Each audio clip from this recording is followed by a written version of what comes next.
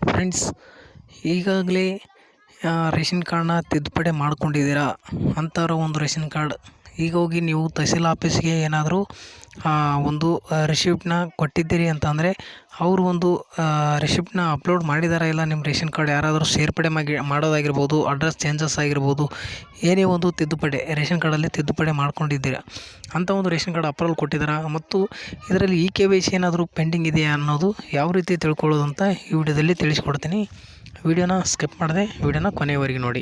ಹಾಗೆ ನಮ್ಮ channel subscribe ಆಗಿಲ್ಲ ಅಂದ್ರೆ ದಯವಿಟ್ಟು ಸಬ್ಸ್ಕ್ರೈಬ್ ಮಾಡ್ಕೊಳ್ಳಿ ಸ್ನೇಹಿತರೆ. ಬನ್ನಿ ವಿಡಿಯೋನ ಶುರು ಮಾಡೋಣ. ನೋಡಿ, ಈ ಒಂದು ಅಫಿಷಿಯಲ್ ವೆಬ್ಸೈಟ್ನ ಓಪನ್ ಮಾಡ್ಕೊಳ್ಳಿ. ಓಪನ್ ಮಾಡ್ಕೊಂಡು ಆದಮೇಲೆ ಆಹಾರ ಅಂತ ಸರ್ಚ್ ಮಾಡಿ.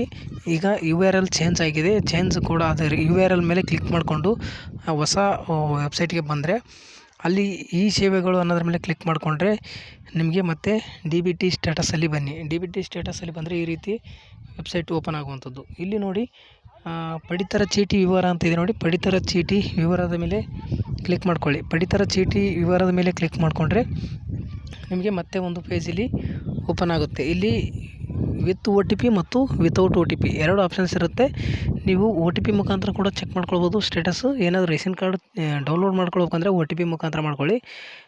ಯಾವುದು ಮಾಡಿಕೊಂಡ್ರೂ ನಡೀತೆ. ಇಲ್ಲಿ ವಿತೌಟ್ OTP ಮೇಲೆ ಕ್ಲಿಕ್ ಮಾಡಿಕೊಂಡ್ರೆ ನಿಮಗೆ ರೇಷನ್ ಕಾರ್ಡ್ ನೋಡಲಿಕ್ಕೆ ಸಿಗೋದಿಲ್ಲ, ಆದರೆ ಎಲ್ಲ ಡೀಟೇಲ್ಸ್ ನೋಡ್ಬೋದು. ನಾನು ವಿತೌಟ್ OTP ಮೇಲೇ ಕ್ಲಿಕ್ ಮಾಡ್ಕೊಳ್ತೀನಿ. ನೋಡಿ, ಇಲ್ಲಿ ಈ ಬಾಕ್ಸಲ್ಲಿ ರೇಷನ್ ಕಾರ್ಡ್ ನಂಬರ್, ನಿಮ್ಮ ರೇಷನ್ ಕಾರ್ಡ್ ನಂಬರ್ನ ಎಂಟ್ರಿ ಮಾಡಿ. ನಿಮ್ಮ ರೇಷನ್ ಕಾರ್ಡ್ ನಂಬರ್ನ ಎಂಟ್ರಿ ಮಾಡಿ ಇಲ್ಲಿ ಗೋ ಅನ್ನೋದ್ರ ಮೇಲೆ ಕ್ಲಿಕ್ ಮಾಡ್ಕೊಳ್ಳಿ. ಗೋ ಅನ್ನೋದ್ರ ಮೇಲೆ ಕ್ಲಿಕ್ ಮಾಡಿದರೆ ಇಲ್ಲಿ ಸ್ನೇಹಿತರೆ ನಿಮಗೆ ಡೀಟೇಲ್ಸ್ ಓಪನ್ ಆಗುತ್ತೆ. ನೋಡಿ, ಇಲ್ಲಿ ಅಡ್ರೆಸ್ ಚೇಂಜ್ ಮಾಡಿರುವ ಒಂದು ರೇಷನ್ ಕಾರ್ಡ್ ಆಗಿದೆ. ಇದು ನೋ ಡಾಟಾ ಫಂಡ್ ಅಂತ ಬರ್ತಾಯಿದೆ ನೋಡಿ. ಇಲ್ಲಿ ಕ್ಯಾನ್ಸಲ್ ಮಾಡಿಕೊಂಡ್ರೆ ಇಲ್ಲಿ ಡೀಟೇಲ್ಸ್ ನಿಮಗೆ ತೋರಿಸುತ್ತೆ.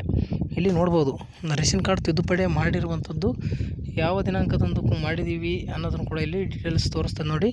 21/12/2024 ತಿದ್ದುಪಡಿಗೆ ಆನ್ಲೈನಲ್ಲಿ ಅರ್ಜಿನ ಸಲ್ಲಿಸಿತ್ತು. ಅವತ್ತಿನ ದಿನವೇ ಅಪ್ರೂವಲ್ ಕೂಡ ಮಾಡಿದೆ ತಹಸೀಲ್ ಆಫೀಸ್ ಕಡೆಯಿಂದ. ಅಲ್ಲಿ ಹೋಗಿ ರಿಸಿಪ್ಟ್ ಕೊಟ್ಟಿತ್ತು, ಅವತ್ತೇ ಅಪ್ರೂವಲ್ ಕೊಟ್ಟಿದ್ದಾರೆ. ಇಲ್ಲಿ ಅಡ್ರೆಸ್ ಚೇಂಜಿಗಾಗಿ ಇದು ಮಾಡಿಸಿರುವಂಥದ್ದು. ಇಲ್ಲಿ ನೋಡಿ, ನೀವು KYC ಏನಾದರೂ ಮಾಡ್ಕೊಂಡಿಲ್ಲ, ನಮಗೆ ಅದು ನೆನಪಿಲ್ಲ, KYC ಮಾಡ್ಕೊಳ್ಳೋದು ನೆನಪಾಯಿತು, ಅದು ಏನಾಗಿದೆ ಅಥವಾ ಇಲ್ಲ ಅಂತ ಅದನ್ನು ಕೂಡ ಕನ್ಫರ್ಮ್ ಮಾಡ್ಕೊಳ್ಬೋದು. ಇಲ್ಲಿ ನೋಡಿ, ಇಲ್ಲಿ ಮೆಂಬರ್ ಕೌಂಟ್ ಮತ್ತು KYC ಡನ್, KYC ರಿಮೈನಿಂಗ್ ಅಂತ ಇದೆ. ಇಲ್ಲಿ ನೋಡಿ, KYC ರಿಮೈನಿಂಗ್ ಅಂತ ಇತ್ತು ಅಂತಂದರೆ KYC ಆಗಿಲ್ಲ ಅಂತ ಅರ್ಥ. ಇಲ್ಲಿ ನೋಡಿ, KYC ಡನ್ ಅಂತ ಆಗಿದೆ. 2 ಮೆಂಬರ್ಸ್ ಇಲ್ಲಿ ಕೌಂಟ್ ತೋರಿಸ್ತಾ ಇರುವಂಥದ್ದು.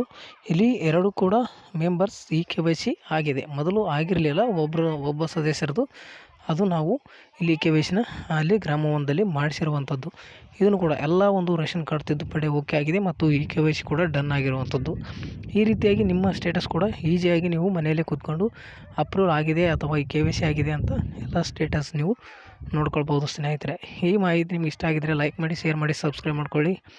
ಇದೇ ರೀತಿ ಹೆಚ್ಚಿನ ಒಂದು ನೋಟಿಫಿಕೇಷನ್ಗಾಗಿ ಬೆಲ್ಲೈಕನ್ ಕೂಡ ಕ್ಲಿಕ್ ಮಾಡ್ಕೊಳ್ಳಿ ಅಂತ ಹೇಳ್ತಾ ವಿಡಿಯೋ ಮುಗಿಸ್ತಾ ಇದ್ದೀನಿ. ಧನ್ಯವಾದಗಳು.